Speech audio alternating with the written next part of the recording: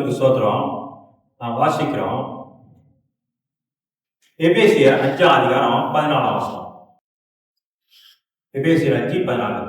ஆதலால் தூங்குகிற நீ விழித்து மரித்தோரை விட்டு எழுந்திரு, அப்பொழுது கிறிஸ்து உன்னை பிரகாசிக்க பண்ணுவார் என்று சொல்லி இருக்கிறார். அல்லேலூயா. நான் வாசிக்கிறோம்.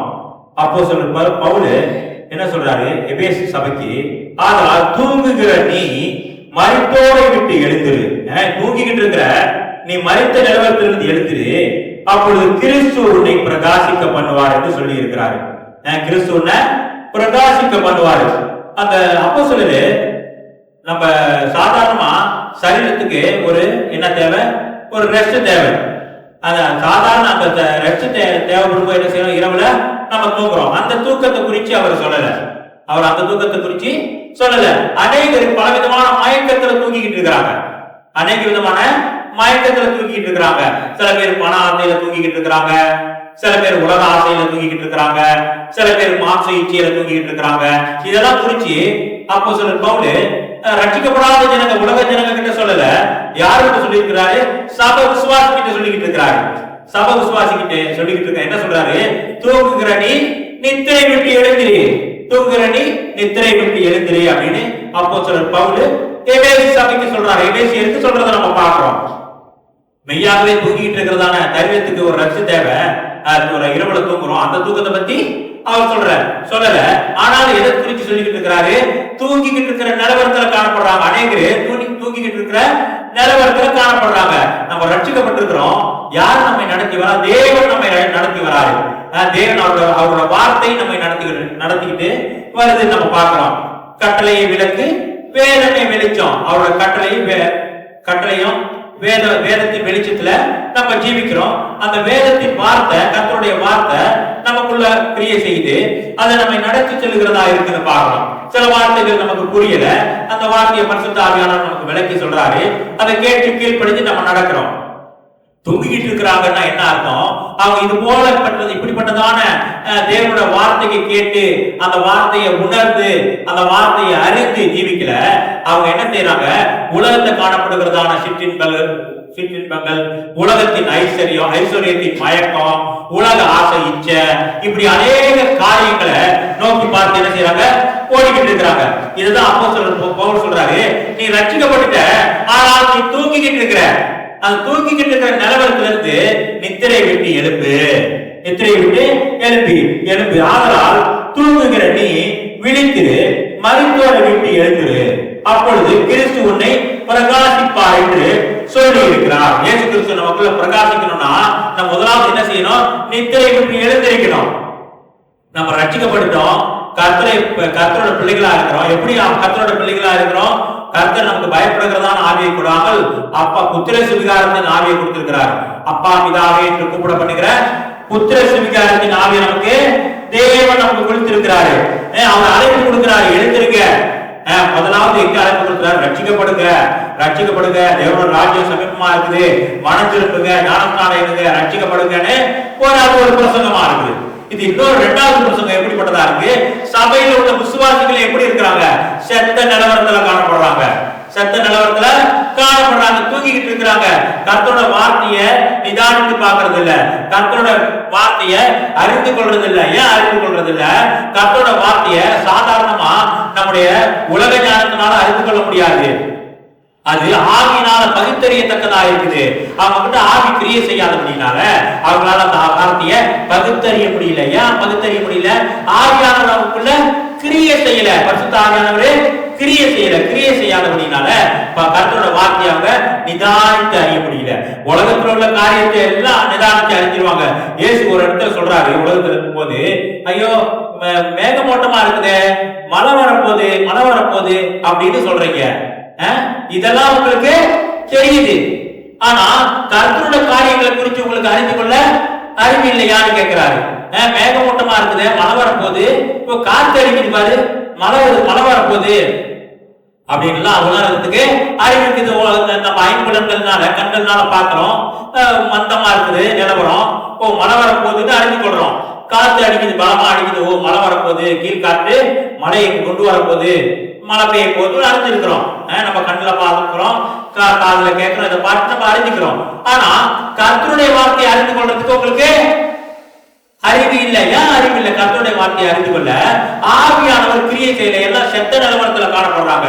ரட்சிக்கப்பட்டிருந்தாலும் அவங்க தேவ நீதியும் பரிசுத்தத்தையும் நோக்கி ஓடல. அவங்க சுயஞானத்தை நம்பி உலகத்தை நோக்கி ஓடிக்கிட்டு இருக்கிறாங்க. உலகத்தை நோக்கி ஓடிக்கிட்டு இருக்கிறது அப்போஸ்தலன் பவுல் சொல்றாரு, தூங்கிக்கிட்டு இருக்கிற நீ தூக்க மயக்கத்துல இருக்கிற. ஏன் தூக்க மயக்கத்துல இருக்க? பலவிதமான ஆசை, உலகத்துல பலவிதமான ஆசை இச்சையில பார்த்து ஓடிக்கிட்டு இருக்கிற, உலகத்தை நோக்கி ஓடிக்கிட்டு இருக்கிற. ஒருத்தன் பணத்தை நோக்கி ஓடிக்கிட்டு இருக்கிறான், ஒருத்தன் என்ன செய்யறான்? உலகத்தை நோக்கி ஓடிக்கிட்டு இருக்கிறான். ஒருத்தன் பாக்குறான், இச்சையை நோக்கி ஓடிக்கிட்டு இருக்கிறான், பொம்பளை பார்த்து ஓடிக்கிட்டு இருக்கிறான். இப்படி பலவிதமான ஆசை, மனசுல பலவிதமான ஆசை. இது என்ன செய்யுது? ஆவிக்குரிய ஜீவித்துல ஒரு பெரிய தூக்கத்தை கொண்டாடுது. ஒரு பெரிய தூக்கத்தை கொண்டாடுது. தூக்கிக்கிட்டு இருக்கிறான். உண்மையாவே தூக்கலாம ஐஸ்வர்ய மயக்கத்தான மயக்கம் போல ஒரு தூக்கம். தேவனுடைய அறிவை அறிந்து கொள்ள அவனுக்கு மனசு இல்ல. ஆனா வேத வசனம் தெளிவா சொல்லுது, தேவனுடைய அறிவை அறிந்து கொள்ள அவருக்கு மனதில்லாதபடியினால் கேடான சிந்தைக்கு தேவன் ஒப்பு கொடுத்தார். தேவன் என்ன செய்யறாரு? கேடான சிந்தைக்கு ஒப்பு கொடுத்தாரு. ஏன்னா கர்த்தராகிய இயேசு கிறிஸ்துவை அறிவில வளர்றதுக்கு அவனுக்கு மனசு இல்ல. அவனோட மனசு எல்லாம் எதை நோக்கி இருக்குது? உலகத்தை நோக்கி இருக்குது. ஐஸ்வர்யத்தின் மயக்கத்தை நோக்கி இருக்குது. எப்படியாவது பணம் சம்பாதிக்கிறியா, எப்படியாவது இதை செஞ்சிடணையா, எப்படியாவது அதை செஞ்சிடணையா, எல்லாம் என்ன ஆசையா இருக்குது? உலகத்துக்குரிய ஆசையா இருக்குது. தேவன் என்ன சொல்றாரு? வசனத்துல, வேத வசனத்துல வாசிக்கிறோம், உலக தோற்றத்துக்கு முன்னமே கிறிஸ்துவுக்குள் உங்களை தெரிந்து கொண்டபடியே அப்படின்னு நம்ம வாசிக்கிறோம். உலகம் உண்டாவதுக்கு முன்னமே தேவன் தாமே உங்களை என்னை என்ன செஞ்சிருக்கிறாரு? தெரிந்து கொண்டிருக்கிறார், முன்குறித்திருக்கிறாரு. எதற்காக முன்குறித்திருக்கிறாரு? தேவனோட பிள்ளைகளா இருக்கும்படியா, தேவனோட பிள்ளைகளா இருக்கும்படியா தேவன் முன்குறித்திருக்கிறாரு. இந்த உலக ஆசை இச்சையின்படி ஓடி தேவன் வச்சிருக்கிறதான பந்தய பொருளை பெற்றுக்கொள்ளாதபடிக்கு ஓடுறதுக்கு இல்ல. அந்த பந்தய பொருளை பெற்றுக்கொள்ளத்தக்கதாக ஓடும்படியா கர்த்தர் நம்மை உலக தோட்டத்துக்கு முன்னமே முன்குறித்திருக்கிறாரு. முன்குறித்தவரை தெரிந்து கொண்டிருக்கிறாரு. தெரிந்து கொண்டவங்களை என்ன செஞ்சிருக்கிறாரு? ரட்சித்து இருக்கிறாரு. ரட்சித்தவர்கள் என்ன செஞ்சிருக்காரு? மகிமைப்படுத்தி இருக்கிறாரு. நம்ம வேத வசனத்துல வாசிக்கிறோம். கர்த்தர் இப்படியாக நம்மை தெரிந்து கொண்டிருக்கிறாரு. எதுக்காக தெரிந்து கொண்டிருக்கிறாரு? உலகத்தை நோக்கி ஓடுறதுக்கா? இல்ல ஐஸ்வர்யத்தின் உலகத்தை நோக்கி ஓடுறவன் அநேக பேர் இருக்கிறான். உலகத்தை நோக்கி ஓடுறவன் அநேக பேர் இருக்கிறான். நமக்கும் அவனுக்கும் என்ன இல்ல? சம்பந்தம் இல்ல. பணத்தை நோக்கி ஓடுற அநேக பேர் இருக்கிறான். அவனுக்கும் நமக்கும் சம்பந்தம் இல்ல. பணத்தை நோக்கி ஓடுறவன் இருக்கிறான், அவனுக்கும் நமக்கும் சம்பந்தம் இல்ல. இந்த ஆசை இச்சையின்படி ஓடிக்கிட்டு இருக்கான். சுய ஆசை இச்சை. சில பேர் பொம்பளை பின்னால ஓடிக்கிட்டு இருக்கிறாங்க. மாம்ச இச்சை திருப்திப்படுத்திக்க முடியா போய்கிட்டு இருக்காங்க. அவனுக்கும் நமக்கும் சம்பந்தம் இல்லை. ஏன் சம்பந்தம் இல்ல? தேவன் நம்ம உலக தோற்றத்துக்கு முன்னமே கிறிஸ்துவுக்குள்ள முன்குறித்திருக்கிறாரு. இந்த தூங்கி கொண்டிருக்கும்படியா கர்த்தர் நம்மள தெரிந்து கொள்ளல. ஐஸ்வர்யத்தின் மயக்கத்துல காணப்படும்படியாகவும் கர்த்தர் நம்மை தெரிந்து கொள்ளல. எதற்காக தெரிந்து கொண்டிருக்கிறாரு? அந்த பரம அழைப்பின் பந்தய பொருளை பெற்றுக்கொள்ளத்தக்கதாக நம்மை தெரிந்து கொண்டிருக்கிறாரு. இப்படி அநேக காரியங்கள் கர்த்தரோட பிள்ளைகளுக்காக தெரிந்து கொண்டு கர்த்தரோட பிள்ளைகளை வைத்திருக்கிறார் நம்ம பார்க்கிறோம். ஆனா அநேகர் எப்படி இருக்கிறாங்க? சபையில தூங்கிக்கிட்டு தான் இருக்கிறாங்க. தூங்கிக்கிட்டு சில பேரு எழுப்புதல் வரணும், மலேசியாவில் எழுப்புதல் வரணும், இந்தியாவில் எழுப்புதல் வரணும் அப்படின்னு அநேகர் பாடுபட்டு ஜெபிக்கிறத பாக்குறோம். முதலாவது அந்த எழுப்புதல் வரும்படியா ஜெபிக்கிறாங்களே, அவங்க முதலாவது மனம் திரும்பணும். அவங்க என்ன செய்யணும்? முதலாவது அவங்க எழுப்பி பிரகாசிக்க ஆரம்பிக்கணும். அவங்க எழுப்பி பிரகாசிக்கும் போது அந்த வெளிச்சம் என்ன செய்யும்? கொஞ்சம் கொஞ்சமாக பற்றிக்கொள்ளும். நம்ம ஆண்டவரே எழுப்புதல் தாரோம் ஜெபிச்சு உபவாசம் போட்டு ஜெபிச்சு எழுப்புதலை உண்டாக்குறது இல்ல. நமக்குள்ள ஒரு எழுப்புதல் வரணும், நமக்குள்ள மனம் திரும்புதல் உண்டாகணும், நமக்குள்ள கர்த்தருக்காக பாடுபட வேண்டும் என்றுதான சிந்தை வரணும். நம்ம பார்க்கிறோம் அநேக பேர் என்ன செய்யறாங்க? தூக்க மயக்கத்துல இருக்கிறாங்க. நம்ம பார்க்கிறோம் அந்த 10 கன்னிகைகளை குறிச்சு பார்க்கும்போது மணவாளம் வர்றதுக்கு தாமதம் ஆயிடுச்சு. மணவாளம் வர்றதுனால தாமதம் ஆகிறபடினால என்ன செய்யறாங்க? போய் என்ன தூக்க உலகத்துல தூங்குறாங்க. போய் தூங்குறாங்கன்னா என்ன அர்த்தம்? போய் படுத்து தூங்குறாங்க, ரெஸ்ட் பண்றதுக்கு தூங்குறாங்க. அந்த தூக்கம் இல்ல, உலக மயக்கம், உலக கவலையில போய் என்ன செய்யறாங்க? 5 கன்னிகை கர்த்தருக்காக காத்துக்கிட்டு இருக்கிறாங்க. 5 கன்னிகை கர்த்தருக்காக காத்துக்கிட்டு இருக்கிறாங்க. மணவாளம் வர போறாரு. மணவாளம் வருகிற நாளையோ நாளிகையோ யாரும் பிதாவாகிய தேவனை தவிர யாரும் அறிய மாட்டாங்க. அதனால என்ன செய்யறாங்க? 5 மணவாட்டி அவரோடு காத்துக்கிட்டு இருக்கிறாங்க. மணவாளம் வரப்போறாரு. இன்னும் 5 கன்னிகை என்ன செய்யறாங்க? உலக மயக்கத்துல காணப்படுறாங்க. உலக மயக்க. அவங்க சபையில தான் இருக்கிறாங்க, வாரம் சபைக்கு வராங்க, வாரம் பாட்டு படிக்கிறாங்க. ஆனாலும் என்ன செய்யறாங்க? உலக கவலையில காணப்படுறாங்க, உலக மயக்கத்துல காணப்படுறாங்க. மணவாளன் வந்துட்டாரு, மணவாளன் வந்துட்டாரு. ஆனா அவங்களுக்குள்ள ஆவியானவர் இல்ல, விளக்கு இல்ல, வெளிச்சம் இல்ல. ஆவியானவர் அவங்களுக்குள்ள என்ன செய்யல? அவங்களுக்குள்ள கிரிய செய்யல. ஆவியானவர், ஆண்டவர் சொல்றாரு, மீட்பின் நாளுக்கு என்று முத்திரையாக பெற்றுக்கொண்ட பரிசுத்த ஆவி, முத்திரையாக பெற்றுக்கொண்ட பரிசுத்த ஆவி. அந்த ஆவியானவர் என்ன செஞ்சிருக்கிறாரு? அந்த பரிசுத்த ஆவியானவர் நமக்குள்ள இருக்கும்படியா, நமக்குள்ள இருந்து கிரிய செய்யும்படியா கர்த்தர் கொடுத்திருக்கிறார். அப்ப அந்த 5 கன்னிகை என்ன செய்யறாங்க? அந்த ஆவியானவருக்கு கீழ்ப்படிஞ்சு நடந்து கர்த்தரோட வழியில நடக்கிறாங்க. இன்னும் 5 கன்னிகை என்ன செய்யறாங்க? பாதி பேர் ஐஸ்வர்ய மயக்கத்துல காணப்படுறாங்க, பாதி பேரு உலக மயக்கத்துல காணப்படுறாங்க, பாதி பேரு சொந்த ஆசை இப்படி ஓடிக்கிட்டு இருக்கிறாங்க. இப்படி இருக்கிறதான 5 கன்னிகை என்ன செய்யறாங்க? கைவிடப்படுறாங்கன்னு நம்ம பார்க்கிறோம். கர்த்தர் கைவிடப்படும்படியா நம்மளை தெரிந்து கொள்ளல. கர்த்தர் பரிசுத்த ஆவியானவர் நமக்கு கொடுத்திருக்கிறாரு. அந்த பரிசுத்த ஆவியானவர் என்ன செய்யறாரு? நம்மள கர்த்தருக்குள்ள பரிசுத்தமா ஜீவிக்கும்படியா நம்ம நெருக்கி ஏவுகிறாருன்னு நம்ம பார்க்கிறோம். அந்த ஏவுதலை நம்ம அறிந்து கொள்றதில்லை. ஏன் அறிந்து கொள்ளல? பரிசுத்த ஆவியை நம்மை நெருக்கி ஏவி கொண்டிருக்கிறாரு. பரிசுத்த ஆவியானவர் நம்ம நெருக்கி ஏவிக்கிட்டு இருக்கிறாரு. ஆனா நம்மளோட ஆசையெல்லாம் எப்படி இருக்குது? உலகத்துல நான் ஒரு செல்வந்தனா இருக்கணும், உலகத்துல நான் ஒரு வளமான வாழ்க்கை வாழணும். ஆண்டவர் அதற்காக நம்ம தெரிந்து கொள்ளல. உலக தோற்றத்துக்கு முன்னமே கிறிஸ்துவுக்குள்ள நம்மை முன்குறித்திருக்கிறாரு. நம்ம கர்த்தரை தேடி போகும்போது நமக்கு குடும்பத்துல தேவை, நமக்கு ஒவ்வொரு தனிப்பட்ட தேவையை கர்த்தரை சந்திக்க வல்லவராக இருக்கிறாரு. நம்ம வேலை செய்யறவங்க வேலை செஞ்சுக்கிட்டு இருக்கிறோம். கர்த்தருக்கு வேலை செஞ்சுக்கிட்டே கர்த்தருக்கு பிரியமா ஜீவிக்க ஆரம்பிக்கணும். இந்த மாதிரி நம்ம ஐஸ்வர்ய மயக்கத்தினால, தூக்கத்தினால என்ன செஞ்சாங்க? அந்த ரட்சிப்பை பெற்றுக்கொள்ளல. மணவாளன் வந்துட்டாரு. மணவாளன் வந்துட்டோம்னா என்ன செய்யறாங்க? அப்பதான் என்ன செய்யறாங்க? ஆவியானோட சத்தத்தை கேட்க ஆரம்பிக்கிறாங்க.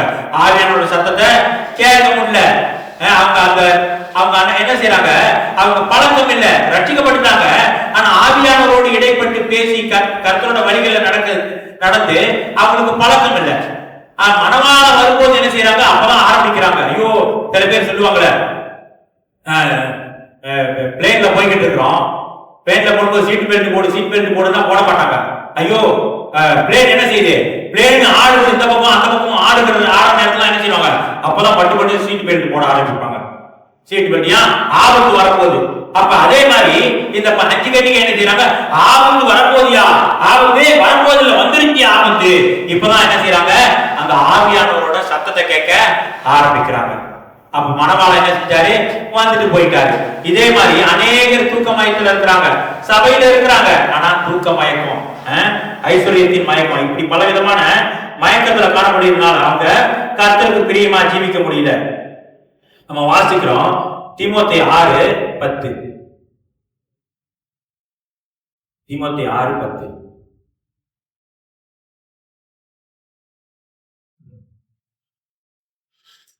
தீமோத்தேயு 6:10. பண ஆசை எல்லா தீமைக்கும் வேறா இருக்கிறது. சிலர் அதை இச்சித்து விசுவாசத்தை விட்டு வருவி அநேக வேதனைகளாலே தங்களை உருவ குத்தி கொண்டிருக்கிறார்கள். என்ன செய்யறாங்களா? உருவ குத்தி கொண்டிருக்கிறாங்க. சில பேர் சொல்றாங்க, என்னையா பணம் சம்பாதிக்கணும், பணம் உலகத்துல நமக்கு தேவைதான். சில பொருள் வாங்க, சில காரியங்களை செய்ய பணம் தேவைதான். ஆனா அதே ஆசையில போய் என்ன செய்யக்கூடாது? பண ஆசையா இருக்கக்கூடாது, பண வெறியா இருக்கக்கூடாது. என்ன செய்யறாங்க? அந்த ஆசையினால உருவ குத்தி கொண்டிருக்கிறார்கள். அவங்களோட வாழ்க்கைய என்ன செய்யறாங்க? பண ஆசையினால உருவ குத்தி கொண்டிருக்கிறாங்க அப்படின்னு நம்ம வாசிக்கிறோம். இந்த பண ஆசை எல்லா தீமைக்கும் வேறா இருக்குது. இந்த உலக ஆசையை பூர்த்தி செய்யறதுக்கு பணம் நமக்கு தேவையா இருக்குது. வேதவசம் சொல்லுது, உண்ணவும் ஒடுக்கவும் உங்களுக்கு உண்டாயிருந்தா போதும். ஆனா நம்ம என்ன செய்யறோம்? இருக்க இடம் கொடுத்திருக்கிறார் ஆண்டவர், நம்ம பழக்க இடத்தை தேடிக்கிட்டு இருக்கிறோம். இப்படி அநேகர் என்ன செய்யறாங்க? தூக்க மயக்கத்துல காணப்படுறாங்கன்னு பாக்குறோம். இப்படி தூக்க மயக்கத்துல காணப்படுறதுனால அவங்க ஜீவியம் எப்படி இருக்குது? ஆவிக்குரிய ஜீவியம் செயலற்று போன நிலவரத்துல காணப்படுது. போன வாரம் நம்ம சொன்னோமே, போன வாரம் பிரசங்கத்துல நம்ம என்னத்தை குறிச்சு பேசணும்? சில பேரு சப்பானியா இருக்கிறாங்க கிறிஸ்துவுக்குள்ள, சில பேர் வளரல, தப்பானியா இருக்கிறாங்க. ஏன் தப்பானியா இருக்கிறாங்க? கிறிஸ்துவுக்குள்ள வளரல. அப்ப ஆவிக்குரிய ஜீவியம் எப்படி இருக்குது? ஆவிக்குரிய ஜீவியம் செயலற்று போய் கிடக்குது. ஆவிக்குரிய ஜீவியம் செயல்படல, கெட்டு போச்சு.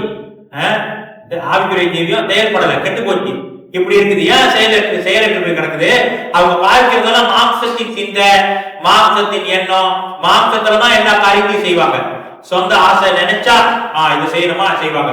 தேவனோடு கொஞ்சம் உட்கார்ந்து கர்த்தருடைய சமூகத்துல உட்கார்ந்து, ஆண்டவரே இந்த காரியம் எப்படி இருக்கு கர்த்தாவே, நான் என்ன செய்யறதுன்னு தேவகிட்ட ஆலோசனை கேட்கறது இல்ல.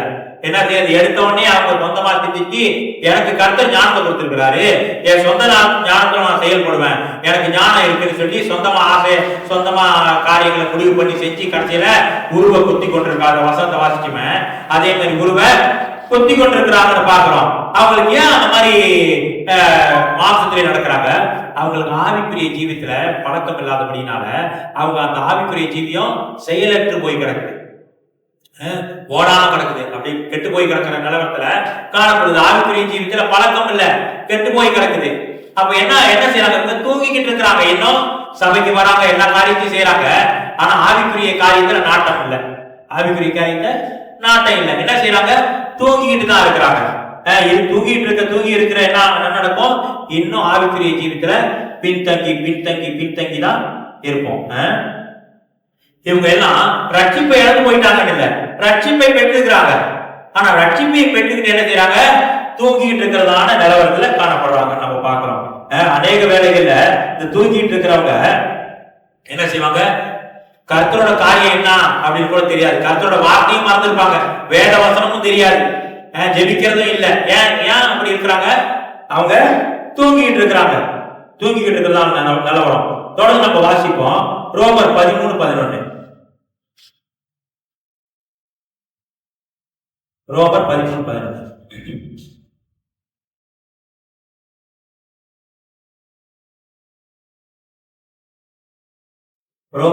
ரோமர் 13:11.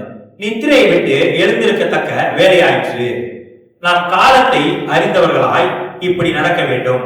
நாம் விசுவாசிகளான போது ரட்சிப்பு சமீபமாக இருந்ததை பார்க்கிறோம், இப்பொழுது அது நமக்கு அதிக சமீபமாக இருக்குது.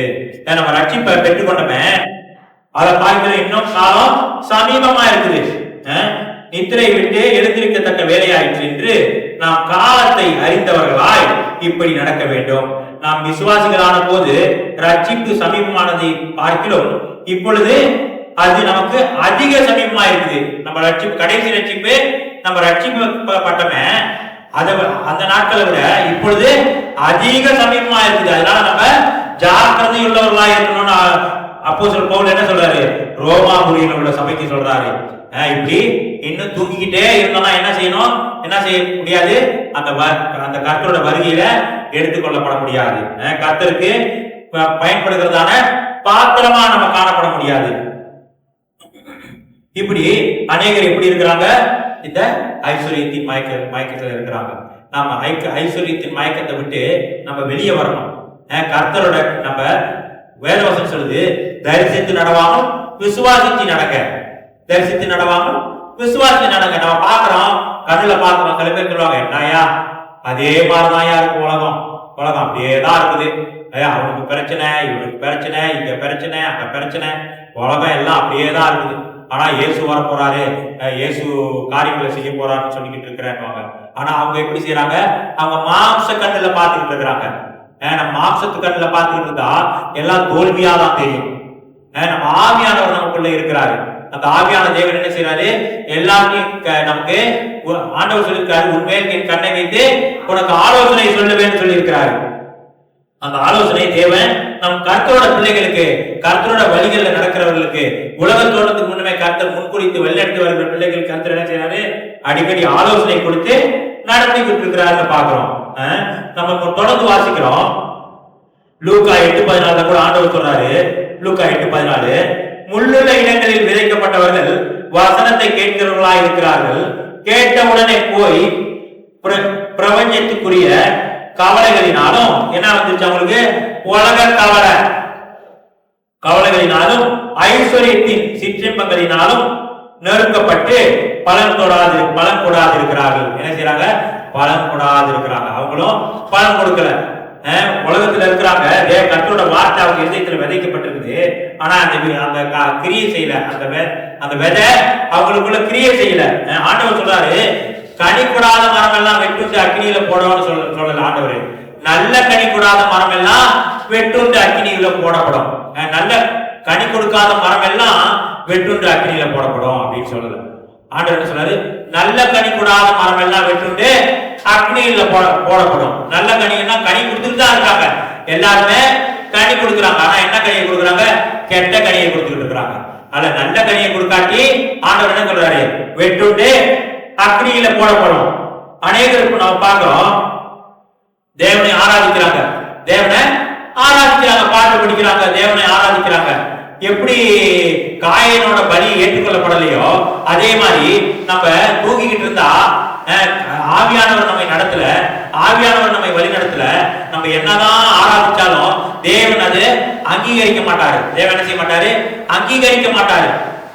பாருங்க, அந்த ஆபேலோட காணிக்கை கர்த்தர் அங்கீகரிச்சாரு.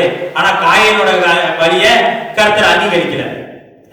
அதே போல நம்ம ஆவியின்படி நடந்து நம்ம தேவனை ஆராதித்தா தேவன் அதை அங்கீகரிப்பார். நம்ம ஆவியின்படி தேவனை ஆராதிக்கல, மாம்சத்தின்படி தான் ஆராதிக்கிறோம். நமக்கு எப்படி தோன்றுதோ அந்த மாதிரி தேவனை ஆராதிக்கிறோம். நமக்கு எப்படி தோன்றுதோ அதே மாதிரி, எனக்கு இது பிடிச்சிருக்குதியா, இப்படி ஆட்டம் போட்டு கர்த்தரை ஆராதிக்கிறது எனக்கு பிடிச்சிருக்குது. ஆனா தேவனுக்கு பிடிக்கணும். தேவன் என்ன செஞ்சாரு, இஸ்ரவேல் ஜனங்க எகிப்து தேசத்துல இருந்து வரும் பொழுது விடுதலை ஆக்கும் போது நிலைக்கால அந்த ஆட்டுக்குட்டியோட ரத்தத்தை பூச சொன்னாரு. ஆண்டவர் ஆட்டுக்குட்டியோட ரத்தத்தை தான் பூச சொன்னாரு, மாட்டோட ரத்தத்தை பூச சொல்லல. அது ஆண்டவர் தெரிந்து கொண்டிருக்கிறார். அந்த ஆட்டுக்குட்டிய ஆண்டவர் தெரிந்து கொண்டிருக்கிறாரு. அந்த ஆட்டுக்குட்டியோட ரத்தத்தை பூசணும்.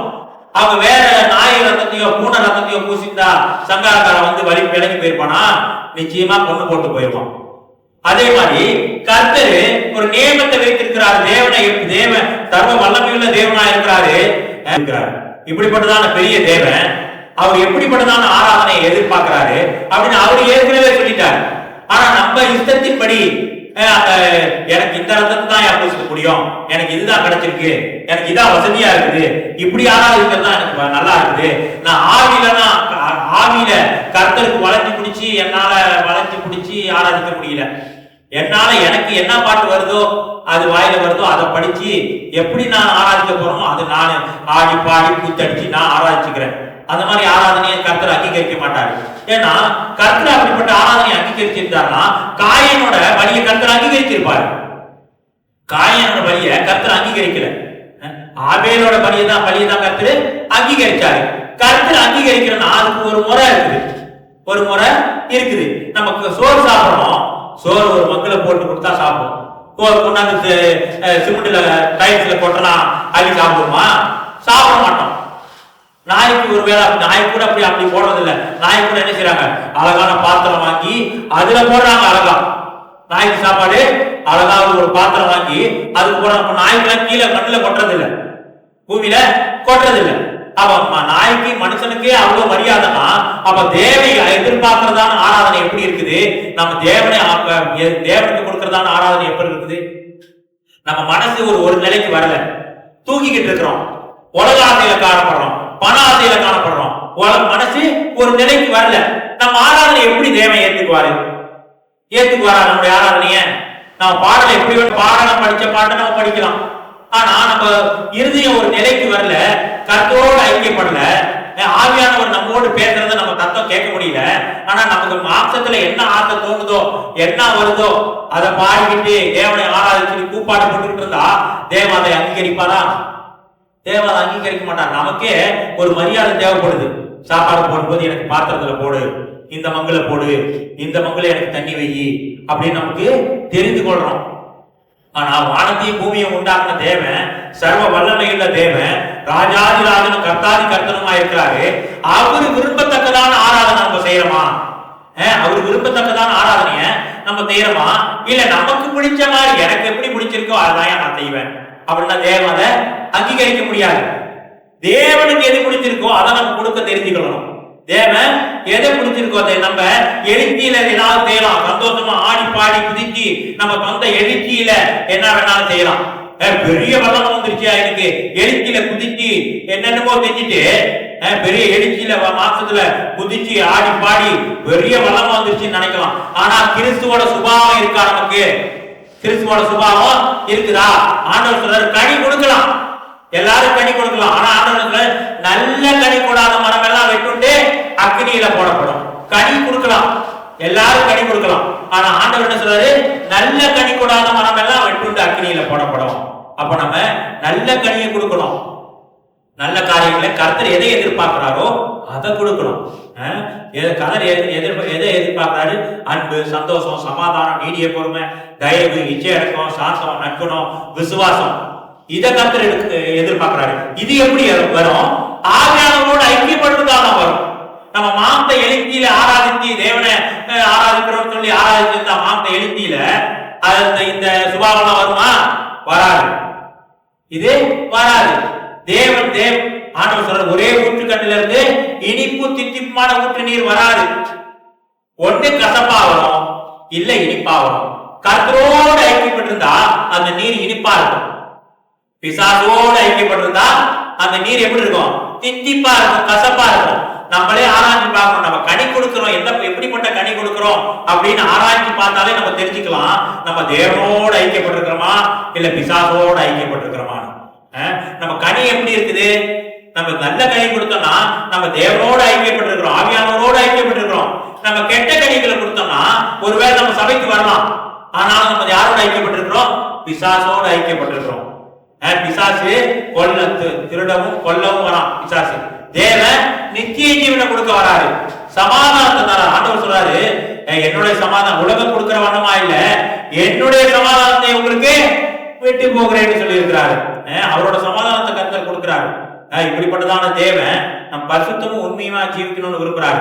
ஆவியானவரோடு ஐக்கியப்பட்டு ஜீவிக்கணும்னு கர்த்தர் விரும்புறாரு. ஆனா நம்ம என்ன ஜீவிக்கிறோம்? மாம்சத்தின் எழுச்சியில ஜீவிச்சா தேவனோட நோக்கம் நிறைவேறாது.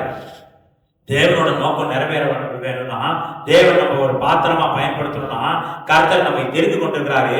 அதுக்கு பாத்திரமான நம்ம ஜீவிக்கணும்னா கர்த்தர் என்ன நினைக்கிறாரோ நம்ம படிக்கலாம். பாட்டு உங்கள் ஏக்க விருப்பம் எல்லாம் என் இதய துடிப்பாக மாற்றணும்னு பாட்டு படிக்கலாம்.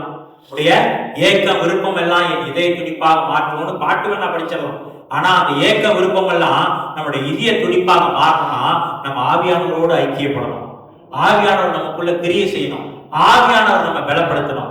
நம்ம அநேக காரியங்களை இந்த உலகத்துல தேவனுக்காக செய்யலாம். ஆனா வேத வசனம் சொல்லுது கிறிஸ்துவின் அன்பு என்னை நெருக்கி ஏவுகிறது. கிறிஸ்துவின் அன்பு என்னை நெருக்கி ஏவுகிறது நம்ம வாசிக்கிறோம். 2 கொரிந்தியர் 5ஆம் அதிகாரம் 14ஆம் வசனம். 2 கொரிந்தியர் 5:14. கிறிஸ்துவினுடைய அன்பு எங்களை நெருக்கி ஏவுகிறது. நம்ம ஒவ்வொரு காரியம் செய்யும் போது தேவ அன்பு நம்ம நெருக்கி ஏவணும். தேவ அன்பு என்ன செய்யணும்? நெருக்கி ஏவணும். நம்ம ஒரு கட்டாயத்தின் பேர்ல செய்யக்கூடாது. ஒரு கட்டாயத்தின் பேர்ல ஐயோ செஞ்சுதாயா ஆகணும், ஜெபம் பண்ணிதாயா ஆகணும், இல்லாட்டி பிரச்சனையா, பைபிள் படிச்சுதாயா ஆகணும், இல்லாட்டி பிரச்சனையா, இது செஞ்சாதாயா சோறு கிடைக்கும் அப்படின்னு நம்ம பயத்துல எதையும் செய்யக்கூடாது. தேவனோட அன்பு நம்ம இருதயத்தை நெருக்கி ஏவணும். தேவனோட அன்பு ஐயோ தேவன் இப்படியா என்னை நேசிக்கிறாரியா, இன்னும் தேவனை அறிந்து கொள்ள எனக்கு ஆசையா இருக்குது, இன்னும் கர்த்தருக்குள்ள வாழ எனக்கு ஆசையா இருக்குது. அவரோட அன்பு என்ன செய்யணும்? நம்மை நெருக்கி ஏவக்கூடியதா இருக்குது. கர்த்தரோட அன்புல நம்ம காணப்பட்டா தேவ அன்பு நெருக்கி ஏது அன்பையும் பட்டுத்தாவினால் தேவ அன்பு உங்கள் இருதயங்களில் ஊற்றப்பட்டிருக்கிறபடினால் அந்த நம்பிக்கை உங்களை வெட்கப்படுத்தாதுன்னு வாசிக்கிறோம். இப்படி கிறிஸ்துவோட அன்பு நம்மை நெருக்கி ஏவக்கூடியதா இருக்குது. அந்த கிறிஸ்துவோட அன்புல நம்ம ஜீவிக்கும் போது கர்த்தர் என்ன செய்வாரு? எல்லாவற்றையும் நமக்கு காரியங்கள் எல்லாம் நமக்கு கோணலான காரியங்களை கோணலான பாதைகளை நேராக்க வல்லவரா இருக்கிறார். பிரச்சனையான காரியங்களை சுலபமா மாற்ற வல்லவரா இருக்கிறார். ஆனா நம்ம தூங்கிக்கிட்டு இருந்தா முடியுமா? நம்ம தூங்கிக்கிட்டு இருந்தா முடியாது. இப்படி உலக கவலையினாலும் ஐஸ்வர்யத்தின் மயக்கத்தினாலும் நம்ம தூங்கிக்கிட்டு இருந்தா இதெல்லாம் ஆகாது. நம்ம சாத்தியமாகனா என்ன செய்யணும்? ஆவியானவரோடு ஐக்கியப்படணும். ஆவியான தேவனோடு ஐக்கியப்பட்டு நம்ம ஜீவிக்கும் போது அவரோட சத்தத்தை கேட்கும் போது கர்த்தர் என்ன செய்வாரு? நமக்குள்ள பிரகாசிப்பார். வேத வசனத்துல வாசிக்கிறோம் என்ன செய்வார் ஆண்டவர்? நம்மள தூங்குகிற நீ விழித்து மரித்தோரை விட்டு எழுந்திரு, அப்பொழுது கிறிஸ்து உன்னுள் பிரகாசிப்பார். கிறிஸ்து என்ன செய்வாரு? நமக்குள்ள பிரகாசிப்பாரு. ஆவியானவருக்குள்ள கிரியை செய்யதான் இயேசு கிறிஸ்து என்ன செய்வாரு? நமக்குள்ள பிரகாசிப்பாரு. நம்ம பார்க்கிறோம். ஆவியானவரே கிரியை செய்தான் கர்த்தராக இயேசு கிறிஸ்து நமக்குள்ள பிரகாசிப்பாரு. அப்ப நம்ம கர்த்தருக்கு ஒப்பு கொடுத்து ஜீவிக்கும் போது கர்த்தர் என்ன செய்வாரு? நம்ம பிரகாசிக்க வல்லவரா இருக்கிறார். மரத்துக்கு மரம் ஒரு லைட்டை கொளுத்தி ஒரு ஏதாவது ஒரு பொருள் மூடி வைக்க மாட்டாங்க. வெளிச்சம் வேணுமே, யாராவது லைட்டை கொளுத்தி மூடி வைப்பாங்களா? மூடி வைக்க மாட்டாங்க. விளக்க கொளுத்தி ஒரு மரக்கால் மேல ஏதாவது ஒரு உயரமான இடத்துல வைப்பாங்க.